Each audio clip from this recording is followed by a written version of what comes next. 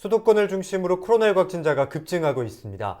특히 확진자 가운데 40%가 무증상자로 나타나 대응이 쉽지 않은 상황입니다. 때문에 수도권을 중심으로 증상이 없어도 무료 검사를 받을 수 있는 선제 검사가 실시됩니다. 검사 방법도 타액을 통해 간편하게 받을 수 있다고 합니다. 김호 기자입니다. 고양시 화정역에 코로나19 검사를 위한 임시 진료소가 마련됐습니다.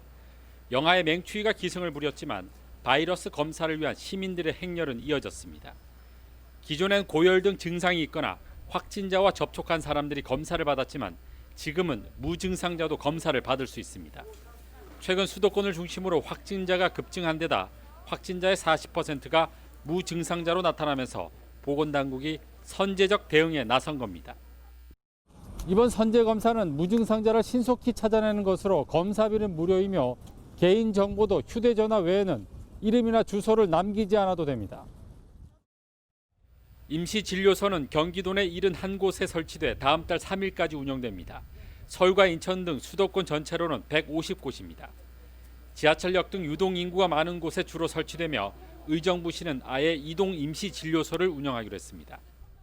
우리가 증상이 있건 증상이 있든 없건 간에 내가 꼭 의심스러운 사람 모든 국민들은 언제든지 9시부터 6시 사이에 오시면 누구나 검사를 받을 수가 있고 검사 비용은 없이 무료로 검사를 해주는 그런 제도입니다. 꼭 검사를 받기 바라겠습니다. 또 검사 방법도 간소화됐습니다. 기존에는 면봉을 코 속 깊이 넣어 검사하는 비인두 도말 PCR 검사법으로 거부감이 높았지만 선제 검사에서는 침을 통한 타액 검사 PCR과 신속 항원 검사 등 두 종의 검사법이 추가됐습니다. 기존 비인두 도말 PCR 검사가 정확도가 높지만 타액 검사 PCR도 전파 가능성이 있는 바이러스를 찾는 데는 문제가 없는 것으로 전해졌습니다. 타액 검사가 우리가 지금 하고 있는 이제 MP 수압이라고 하는 비인두 하는 것보다 정확도가 떨어진다 이런 얘기도 있지만 또 일부 연구에서는 거기서 찾지 못한 사람을 타액 검사에서 찾기도 해요. 그래서 충분히 전파 가능성이 있는 바이러스를 찾아내는 데는 문제가 없는 것 같다.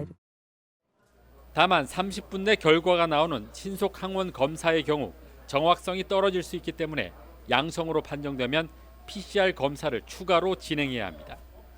보건당국은 최근 확진자가 지인 모임을 통해 확산되고 있는 만큼 당분간 개인적인 모임을 자제할 것을 당부했습니다. 헬로티비 뉴스 김호입니다.